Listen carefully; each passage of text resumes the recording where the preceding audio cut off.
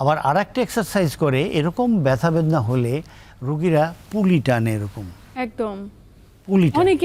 অনেকে দেখা যায়। ওকে ফাইন, তাহলে চলেন আমরা পুলি টানলে কি হয় একটু দেখে আসি।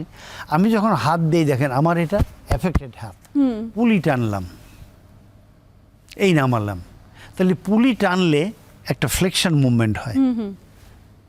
কিন্তু আমার এই অসুখে ফ্লেকশন মুভমেন্ট রেস্ট্রিক্টেড হয় না সাধারণত, মোস্ট অফ দ্য কেস আচ্ছা আচ্ছা, হয় না। তার মানে প্রপার যে মুভমেন্টটা প্রয়োজন সেটি হচ্ছে না সেখানে। এখানে হয় lateral rotation, abduction, medial rotation, এখানে তো ফ্লেকশনের কথা নাই। নিশ্চয়ই। তাহলে আমি যখন পুলি টানি, আমি অনেক দিন পুলি টানছি কিন্তু আমার হাত তো পিছনে যায় না। পুলি টানলে তো হাত পিছনে যাবে না। এই যে পুলি টানলাম এই পর্যন্ত, হাত তো পিছনে গেল না। তাহলে আমাকে ওই মুভমেন্ট করতে হবে যে মুভমেন্টে হাত পেছনে যাবে।